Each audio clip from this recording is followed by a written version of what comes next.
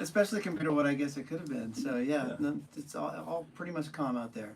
So you are, I know you don't live here full time, but you spent some time on the Cape and Islands. Yeah. I married a Barnstable girl, Barnstable Village girl. Yeah. I should be more specific. Uh-huh. Yeah, my wife Polly is from right in Barnstable Village, and so we would spend a lot of summers down here, hanging out at my father-in-law's place, and bring our boys down here and try and give them a little taste of the kind of Cape and Islands feel for the summer. And yeah, so I have a long history with the Cape, and then while we're here, of course, we're literally always listening to the radio station, and that's not a disingenuous plug, that's the truth. Thank you. I know we've talked about this before. I know you told me I like your station because you play a lot of deep Little Feat cuts. Yes. Is Little Feat like a part of your musical heritage? Yeah, Little Feat and the Blues. Two things that I feel like are not widely appreciated enough. Mm-hmm.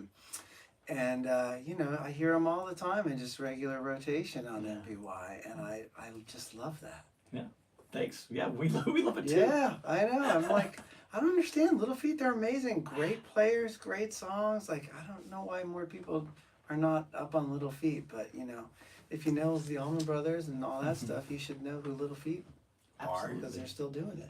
Absolutely. Yeah. Well, I would love to just kind of start out here with a song, and then we can talk about your recent records and your future records. Sweet. and all right, and all the good stuff that you're involved in. What will you do first? Yeah, let's do. I'll do a song called "A Little Kindness." This came out a few years ago on a record called "Blindside," and it goes like this.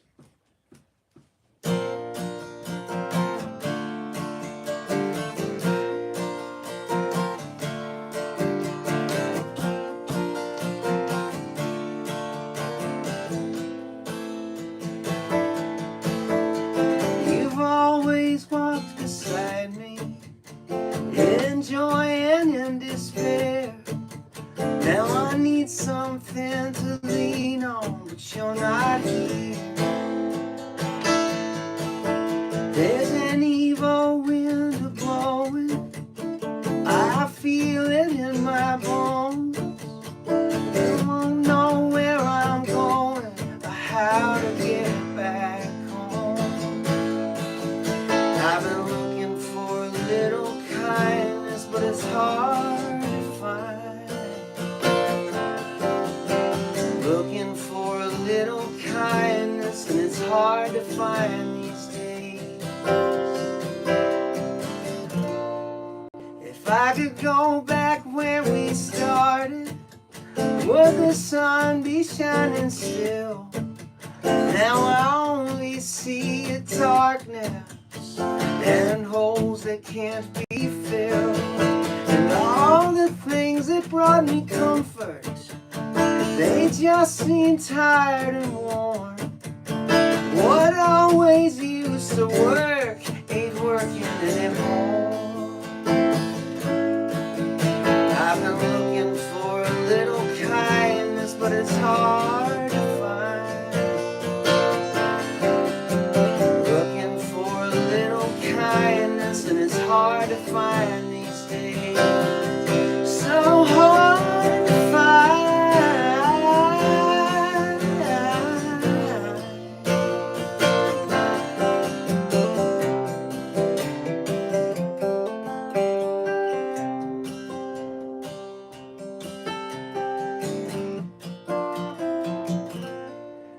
All I've learned from growing older is how to carry all I've lost. But I don't know how to pick up where you left off. Maybe I should just stop talking and let the music fade. You always seemed to know when there was nothing more to say. I've been looking for a little kindness, but it's hard to find. Looking for a little kindness, and it's hard to find these days.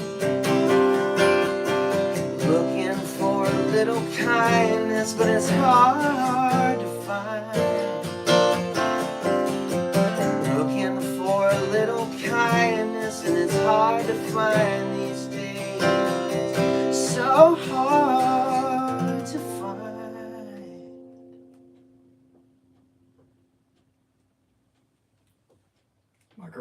live on MVY Radio. Let me ask you about writing in thinking about that song in particular. Sure. Like so much of my reaction to your material is, even if you're talking about something negative, there's always like a hope element. Do you think that's like a reflection of your personality, or you like because you're a hopeful guy, or do you need to talk yourself into looking for kindness or finding the silver lining? Yes. I thought about this a lot over the years. I write from the perspective of the man that I want to be, not necessarily the person that I am at all times, because I'm only human. But I write from the perspective of a guy that doesn't give up, and that always holds a little bit of hope, and kind of orients himself towards optimism, even though just personally in my everyday life, that especially recently, that can be hard to maintain. Yeah. So I feel like if I write from that perspective, and then I have to go out there and sing those guys' words believably, and then I show up and people expect that guy to be the one that they're talking to, and so I have to kind of step into his shoes. After a while, I start to feel like that guy. Yeah. And I feel like I get a little bit better at kind of becoming the person that I want to be through singing my songs and writing them, hopefully. Yeah, that's like therapy. It really is. It's cheap. Yeah. Well, I was going to say it's cheaper, but I don't know. It costs a lot to be a singer-songwriter. It is not cheap. It is not inexpensive to be a singer-songwriter. No. Are you writing now? Oh, all the time. Yeah, I mean, Yeah. you write. Is that like a everyday? Maybe not every day, but like a. There is no writing cycle. It's always the writing cycle. The antenna's always up. Yeah. Yeah, I would say. No, there's no.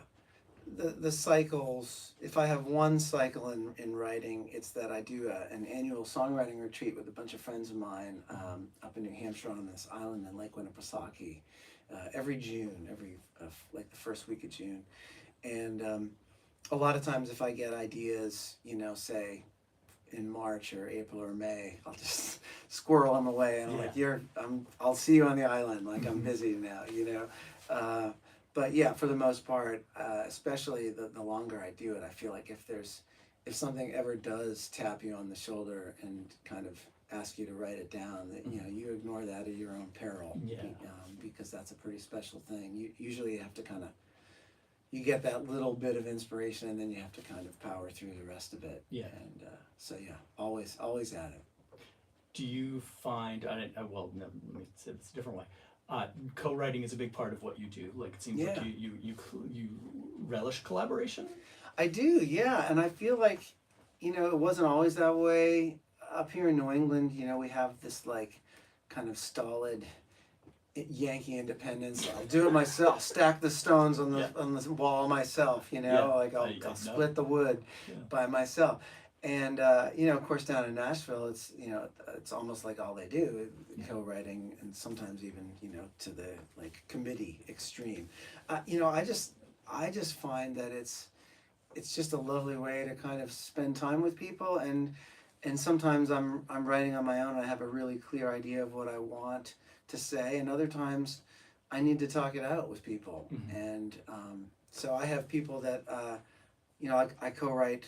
I'm always looking for new people to co-write with, and I have people like my buddy Dinty Child, who's in a band called Session Americana, that we've written so many songs over the years that we actually are about to do a whole show. I saw it in your show list. It's like with the co-writing tour. Yeah, Night of like Co-writes. Night of Co-writes. Yeah. So you've written a body of songs between the two of you that you can do a whole set. Yeah, we did. We did it earlier this year. We did a little run in January, and we had a 15-song show.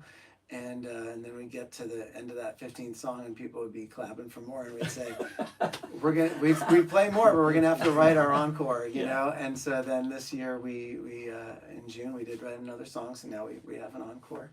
So we're gonna go back out in early September and do a few shows. All right. You have a lot of shows lined up over the course of the next maybe 2 months or so. It got really busy really quick. Calendar was not looking full, and then the Dinty stuff came through. I'm doing some duo acoustic shows with Laurie McKenna that kind of came out of the blue as well, and I had a couple other things going on. So Yeah, you know, it's usually feast or famine, more feast, you know, hopefully, and I'm fortunate that it's been that way for a little bit, but yeah, always working, always hustling, trying to figure out what comes next, you know. Can you talk a little bit, because you mentioned, or you've had a very fruitful relationship with Lori McKenna in that you guys have done stuff together for a really long time. She seems to lean on your shoulder a lot, or Likewise, yeah, likewise, yeah, yeah. I mean, Lori's a friend. We met almost 30 years ago now when we lost a songwriting contest together.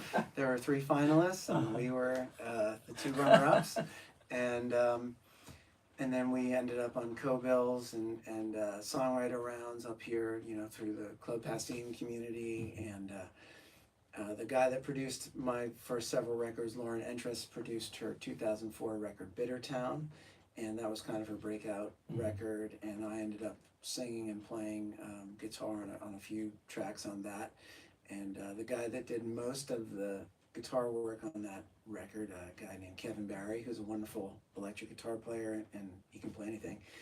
He couldn't do a lot of the tour dates, and they said, "Do you think this is something you could do?" And I was like, absolutely. yeah. I had no idea really how to do it at the time. I'd started doing sideman work, but I just knew that I wanted to do that gig, and I wanted to play those songs, and I wanted to be able to do this kind of work, and I wanted to spend time with Lori. And I think I've been kind of the unofficial music director of her band since like 2007. So these shows we have coming up, I think we on September 11th, I think we'll be in Newport at the Jane Pickens Theater, and then a week after that up at the Spire in Plymouth on the 18th. And these shows are going to be like duo acoustic shows, which is not something we've really done a lot of in a very long time. But I was just so honored when she asked. She's my folk big sister and my guardian angel, and you know, collaborator, and yeah, she's everything. She's fantastic. Well, there's a whole list of like New England shows that people should check out if that sounds appealing to you at markerelli.com. What would you like to do for your next tune? Let's do, this is a song from my Lay Your Darkness Down record, which came out in 2023, and this is kind of like a personal cosmology in like five verses. This is kind of like everything I believe, all like in about 4 minutes or so, and just put new strings on it, so hopefully it's in tune. But it's called Sense of Wonder.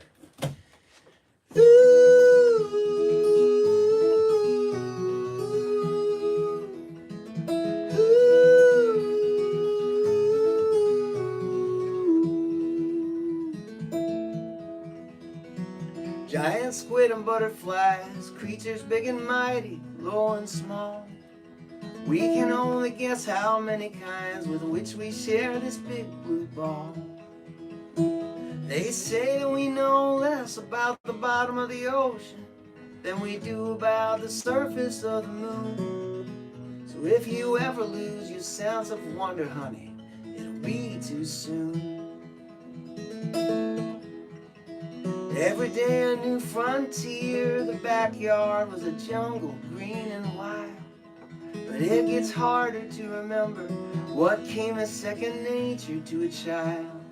You know the names of all the roads, the lawn needs to be mowed, and there's work to pay the bills and make the rent. You might wake up one day and never wonder where your sense of wonder went.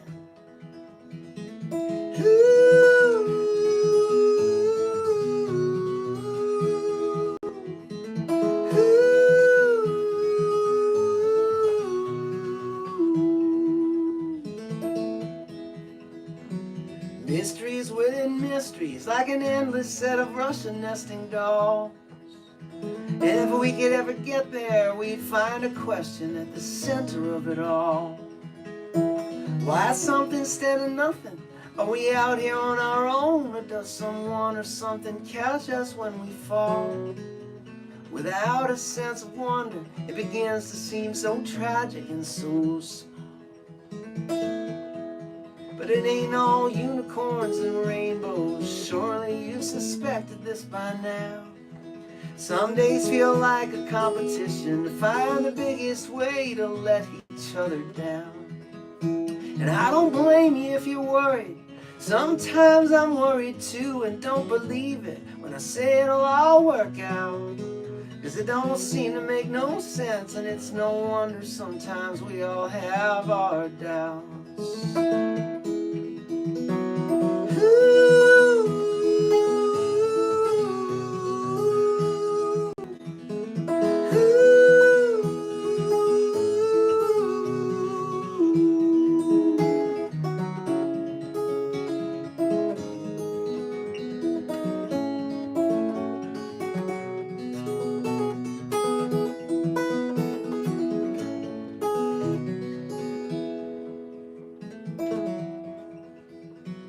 We are made of stardust, electrons dancing to a cosmic reel. Light is particle and wave, but even this cannot explain the way it feels. So give all you have to give, 'cause at best it's relative. Love is how we pull each other through. Hold on to your sense of wonder. Keep yours for me and I'll keep mine for you. Never lose your sense of wonder, babe. Keep yours for me and I'll keep mine for you.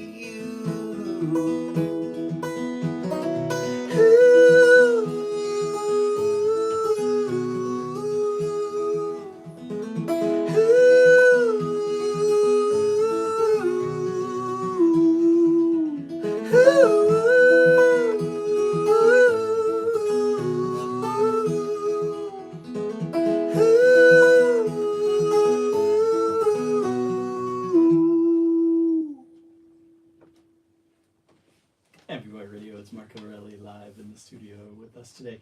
Can we talk about just like the writing of that song? Sure, yeah. Yeah, all right. Sometimes I ask these questions and then the artist is like, I don't really remember how that happened, but I'll try anyway. Like a song like that has an intent, right? Like sure. you have an overall message. Do you start with the overall message, or did you come up with like one of the lines and you build from there? Is it a top down or a bottom up? No, it's well, it's kind of both, really. Yeah. I mean, I kind of feel like I don't just ever really sit down anymore with like a blank page. I kind of wait till I have something to say. Mm-hmm. And then when I get to the page, I may not have any idea of how to say it, but then it's like, okay, well, let's see what comes out if I sit down with this intention. It can go sideways and go in different, not sideways in a bad way, it can go just in unexpected directions. And hopefully it does. That's when the fun comes in. But yeah, for the most part, on that one, a lot of times it's just building on images and building on imagery. And I hadn't heard too many giant squid songs, so I was like, let's see. Not enough. Anyway. Yeah, and my, I have a background in evolutionary biology. Is that true? That's what I went to school for, and I have a master's in it actually. So that's, people always ask me like, do you write about that stuff? And like, I didn't at first, and now I find that those ideas and that way of seeing the world kind of creeps into the songs more often. Mm-hmm. And it's definitely in that one, just in terms of like, I can't tell you how many times as a musician people have said like, being an artist must be more exciting and more wondrous, like when you're a scientist, you have all these questions and you answer them and like all the mystery is gone. And I'm like, oh, you don't know anything about being a scientist or an artist, do you? Every question you ask as a scientist leads to more questions. It's just questions all the way down. And I find that, I use different tools, a microscope versus a Telecaster or whatever, but it's that same process of just engaging with questions and like, what are you seeing? Just documenting that can sometimes be a challenge, like how do you describe that? And then what does it mean? Which is of course something that science doesn't really address. That you have to kind of go beyond science for that. And so, in songwriting, all that's happening, maybe not consciously when I'm sitting down, but hopefully at the end, I had a Unitarian minister sent me an email one time about that song, Sense of Wonder, and he said, I don't know if you know this, but that song's a whole like personal cosmology, a whole set of personal beliefs, a coherent belief system in 5 verses. And I was like, yes, I wrote it that I wrote it that was intentional, and maybe when it came out, it was kind of like, oh wow, that really, I can't believe how well that worked. And then you kind of edit. It's not like I could do it off the top of my head from the beginning. It surprises me often, but then you go back and edit it, and then try and make it kind of a little bit more intentional and work, more coherently. Yeah, from there. Yeah. All right, in a completely different vein, your latest release is live with the string quartet. Yeah. I had seen you. We should mention Club Passim for a bunch of reasons, because Matt Smith is a host here on NUI sometimes, and Jim Worcester, who just retired, spends a lot of time here on the Vineyard, so he could be listening today. But I saw you at Jim Worcester's retirement event, and you were backed by, and everybody who performed that night was backed by a string quartet. Yeah, quintet. Actually. Quintet. Yes, sorry, yes. and I didn't realize that you have also done shows like on your own with them. Yeah, this is something through my friend Zach Hickman, who's produced a bunch of my most recent records. Zach is an amazing string arranger, and we met a couple people in that kind of classical sort of crossover world through the Passim community, and just have kind of fostered those relationships with mostly young players coming up out of like NEC, some Berkeley, I guess, too.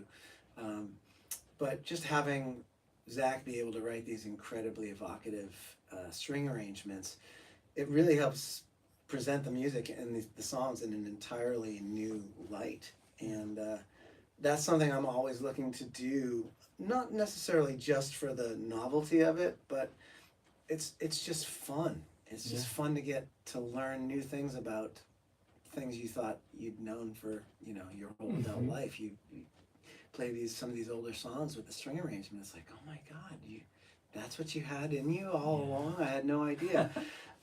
So yeah, I did a Live in Rockport is a live record, my first live record, and I did it with the string quintet.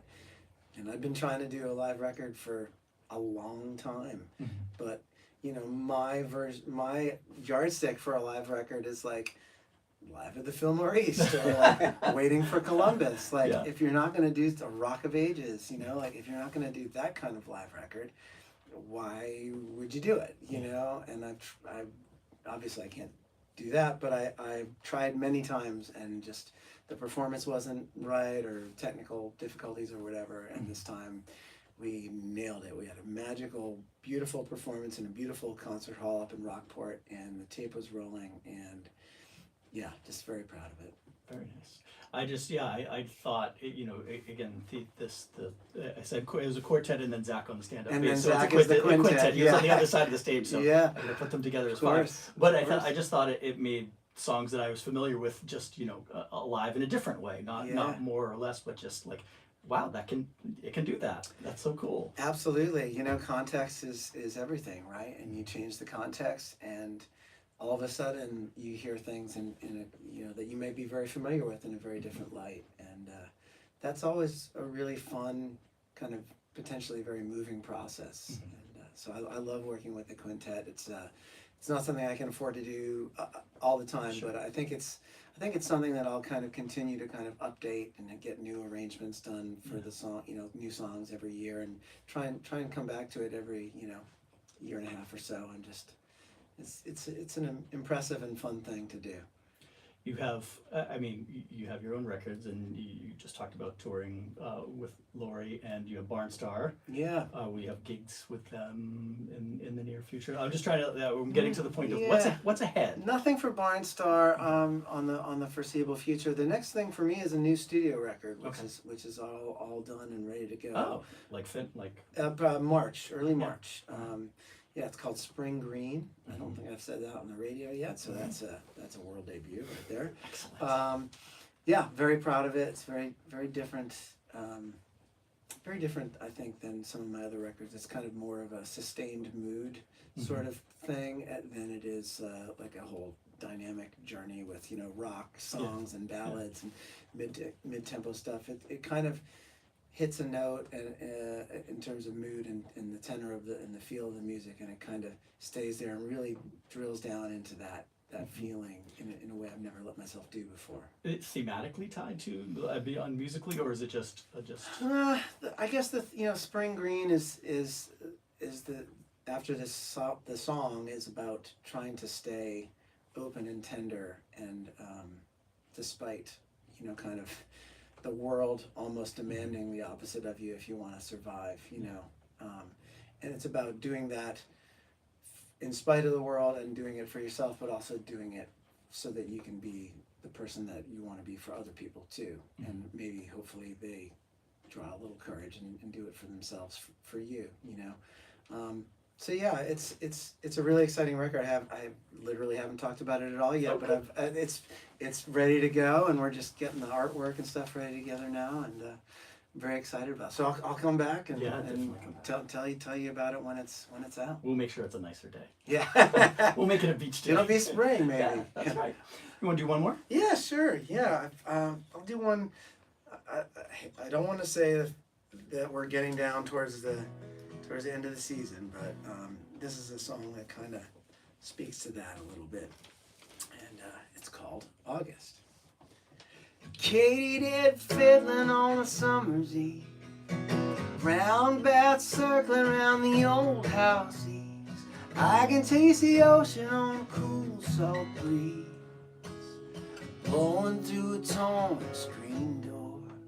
Can't believe I let the summer slip away again, like watermelon juice dripping down my chin. There might be light enough for one last swim if we hurry on down to the shore. A fool would ask for more. A fool would ask for more.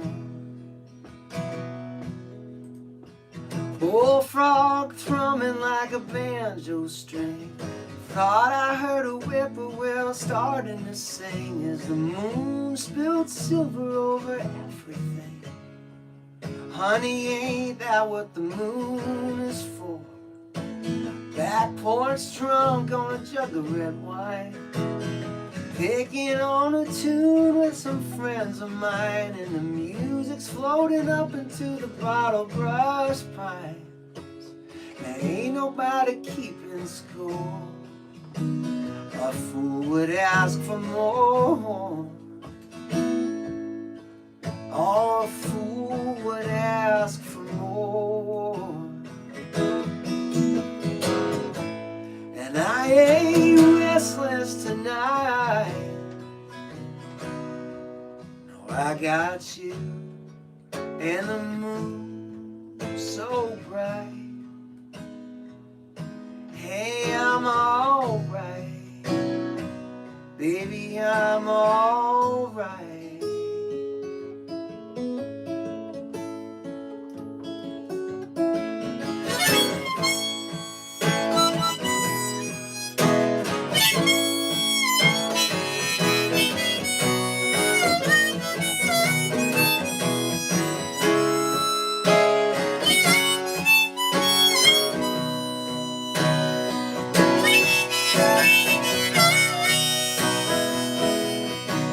Now the laughter's still lingering in the evening air. We'll clean the bottles up tomorrow, they'll still be there. Turn off the lights, let's go upstairs. Careful of the creaking floor. Such beautiful boys, they're a picture of peace. Let's stand here a minute just watching them sleep. God bless this little vigil we keep. A fool would ask for more. Oh, a fool would ask for more. A fool would ask for more. Oh, a fool would ask for more.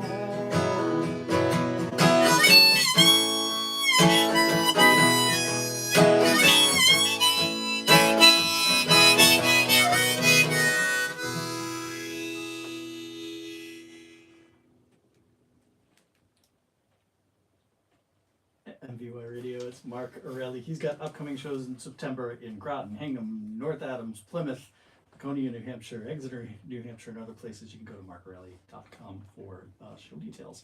Thank you so much for coming in there. What a pleasure. Thank you so much for having me. All right, that's the lunch hour today on MVY Radio.